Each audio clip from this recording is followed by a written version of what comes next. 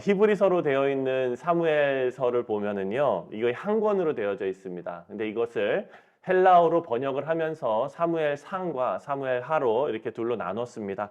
그래서 사무엘상 마지막 내용과 사무엘하 지금 1장 오늘 우리가 읽은 첫 부분이 연결이 되는 것은 어찌 보면 당연한 일입니다. 사무엘상 마지막 31장에서 사울이 죽는 장면으로 끝이 납니다. 그리고 오늘 이 1장 1절을 보면 이제 사울이 죽은 것을 전하는 그런 내용이 이제 우리에게 전해집니다. 그래서 오늘 본문을 보면은요, 사울이 이제 죽고 다윗이 아말렉 사람들과 전쟁을 하고 그리고 나서 시글락에 돌아왔습니다. 이틀을 머물었어요. 그랬는데 아말렉 소년이 갑자기 나타납니다. 다윗에게 와가지고 사울과 요나단이 죽었다라는 소식을 전합니다.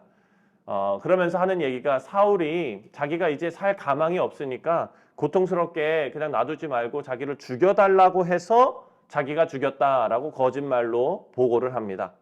다윗이 사울과 요나단의 죽음으로 금식하면서 슬퍼했고 그리고 다윗은 하나님께서 기름 부은 왕 사울을 죽였다고 자기가 말한 아말렉 소년을 처형했습니다.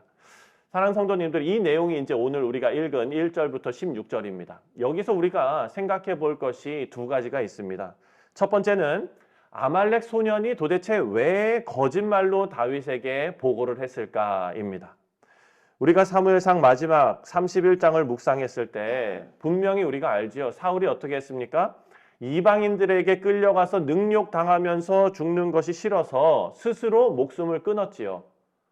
우리가 그것을 다 알고 있는데 아말렉 소년은 자신이 사울을 죽였다라고 거짓말을 했습니다. 소년이 거짓말한 거는요, 아마 이 정치 지형을 알았기 때문일 거예요.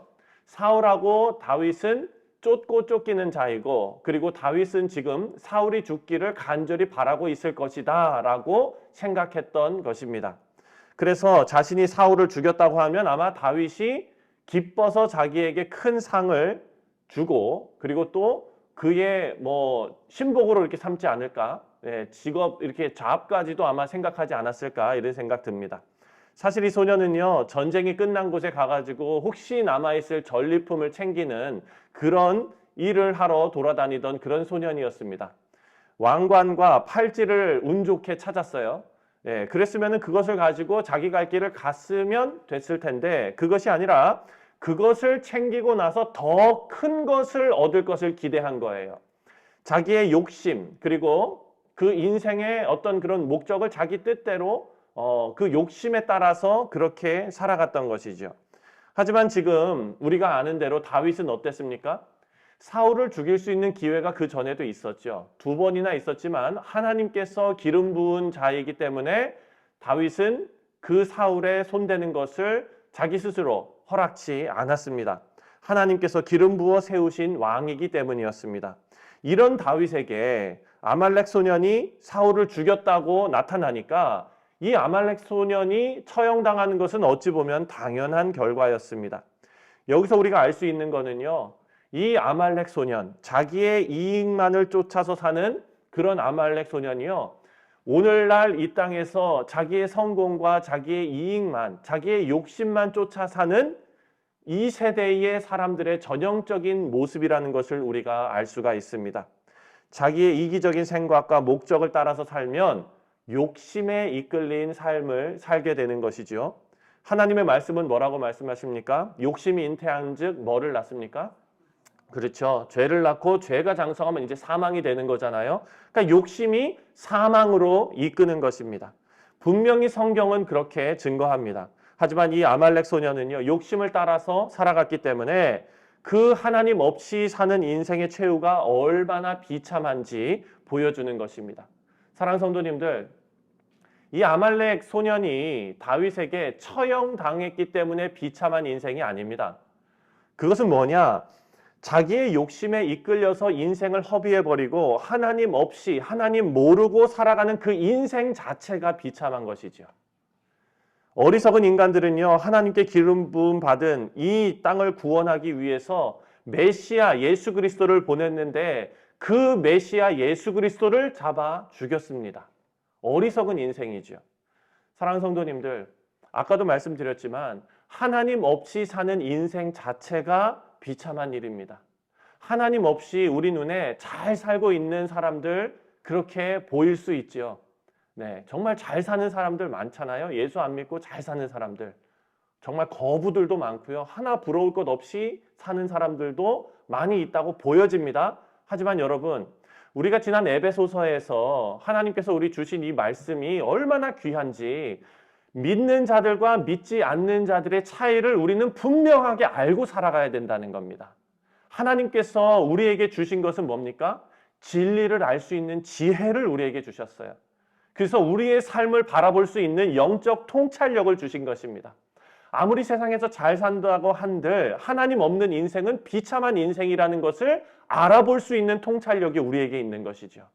그리고 우리의 인생이 아무리 고달프다 한들 하나님 뜻대로 살아가고 말씀 위에 살아가고 그 권위 위에 복종하는 것, 그것이 옳은 길이라는 것을 깨닫는 통찰력이 술 취한 자에게 있는 것이 아니라 성령 충만한 자에게 있다는 것을 우리가 배웠습니다.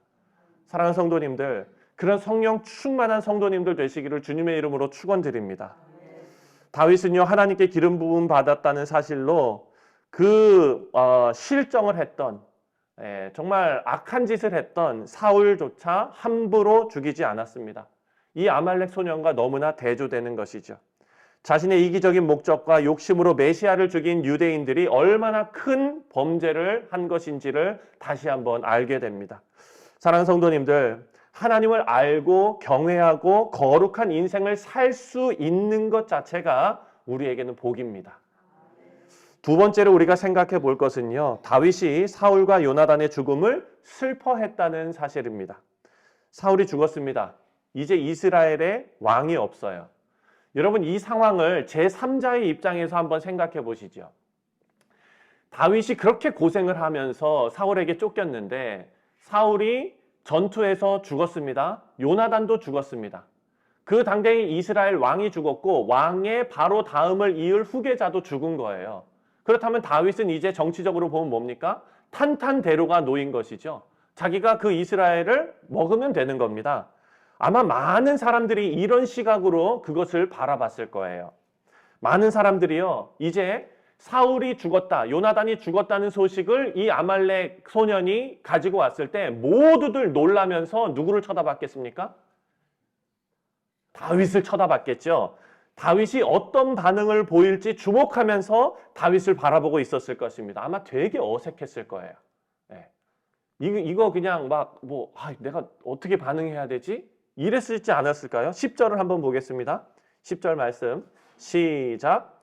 그가 엎드러진 후에는 살 수 없는 줄을 내가 알고 그의 곁에 서서 죽이고 그의 머리에 있는 왕관과 팔에 있는 고리를 벗겨서 내 주께로 가져왔나이다 하니라. 아말렉 소년이 이렇게 딱 얘기했어요. 그리고 나서 거기에 모여있던 수많은 신하들과 수많은 백성들이 다윗을 쳐다봅니다. 어떻게 반응을 할지. 여러분, 아마 이 사람들은 이랬을 거예요. 다윗이 그 소리를 듣고 기뻐가지고 환호를 지르면 이 사람들은 어떻게 할까요? 같이 환호성을 지르면서 야 축하드립니다 왕이시오 막 이랬지 않았을까요? 그렇게 하려고 이제 딱 기다리고 있는 사람들도 있었을 것이고요. 또 한편으로는 다윗이 만약에 슬퍼하면 나 혼자 기뻐했다가 이거 큰일 나는 거 아닌가? 이렇게 생각하고 마음 졸이면서 이렇게 보고 있는 사람들도 있었을 거예요. 그래서 다윗이 슬퍼하자마자 모든 사람들이 함께 슬퍼서 눈물 흘렸다라고 기록되어져 있죠. 11절과 12절을 한번 보겠습니다. 11절과 12절 다 같이 시작. 이에 다윗이 자기 옷을 잡아 찢음에 함께 있는 모든 사람도 그리하고 사울과 그의 아들 요나단과 다윗 여호와의 백성과 이스라엘 족속이 칼의 죽음으로 말미암아 저녁 때까지 슬퍼하여 울며 금식하니라. 아멘. 다윗이 어떻게 했습니까? 옷을 찢고 그리고 슬퍼합니다. 그러자 모든 사람들이 따라서 슬퍼하면서 저녁까지 금식했다고 합니다. 여러분, 다윗은요, 통곡할 때 통곡할 줄 알았던 사람입니다. 욕심에 눈이 멀어서 자기가 이제 사울이 죽고 그 후계자 요나단도 죽었으니 이제 나는 탄탄대로다 이렇게 생각했던 사람들과는 근본적으로 달랐던 사람입니다. 바로 진심이 표현된 그런 사람이죠. 모든 사람들이 다윗이 사울의 죽음을 어떻게 반응할까 아마 주의 깊게 바라봤을 것입니다. 그런데 다윗은 사울의 죽음을 자신과의 개인적인 원한 관계의 해결로 바라본 것이 아니라 이스라엘 왕이 죽은 걸로 본 거예요. 하나님께서 선택하신 이 민족, 하나님께서 다스리시는 이 민족의 왕, 하나님께서 기름 부으신 그 왕이 죽은 거예요. 그러니까 다윗은요, 자기의 개인적인 원한 관계가 아니라 그 큰 하나님의 나라와 그 하나님의 나라에 선택한 그 백성의 그 안타까움이 이 사람에게는 진심으로 나온 것이죠. 그래서 울면서 슬퍼했습니다. 이런 모습을 보면서 어떤 사람은 이렇게 생각했을 거예요. 야, 다윗 참 정치 잘한다. 한 4선, 5선 위원 정도 되는 것 같다. 이렇게 생각한 사람도 있었을 거예요. 야, 그렇게 안 봤는데 여우네? 저기서 눈물을 흘리네? 이렇게 보는 사람들도 있었을 겁니다. 분명 삐뚤게 바라보는 사람도 있었을 거예요. 하지만 여러분, 다윗의 진심을 있는 그대로 받아들인 사람들은요, 그 모습에 하나님께서 선택하신 이스라엘을 사랑하고 하나님을 경외하는 리더라면 내가 끝까지 저 사람과 함께 해야 되겠다. 이렇게 결심하는 사람도 있었을 것입니다. 사랑하는 성도님들, 우리는 이 다윗의 모습을 보면서요, 하나님을 경외하는 자로서 욕심에 이끌리지 않고 흔들림 없이 서 있는 거룩한 성도의 모습을 발견할 수 있습니다. 그런데 여러분, 그렇게 흔들리지 않고 거룩하게 서 있는 성도들을 흔들려고 하는 그런 세력들이 참 많습니다. 우리가 에베소서 말씀 마지막에 전신갑주로 무장하라고 한 이유가 바로 그것입니다. 여러분, 그렇게 흔드는 사람들은요, 믿지 않는 세상 사람들일 수도 있고요, 믿는 내 옆에 있는 사람들일 수도 있는 거예요. 여러분, 누가 잘하고 뭐가 성공하고 그러면은 사촌이 땅을 사면은 누가 배가 아픕니까? 그렇죠. 다 배가 아픈 거예요. 나만 배 아픈 게 아니라 옆에 사람, 친구, 사촌 다 배 아픈 거예요. 그게 사람의 본질이라는 거죠. 그런데 여러분, 다윗은요, 분명히 이 일을 겪고 그리고 하나님 앞에 온전히 서는 자로 이렇게 세워지고 흔들리지 않는 이 삶을 걸어가면서 분명히 외로웠을 겁니다. 그리고 분명히 힘들었을 겁니다. 근데 사랑하는 성도님들, 그 진심을 알아주시는 분이 계시죠. 아멘. 아멘.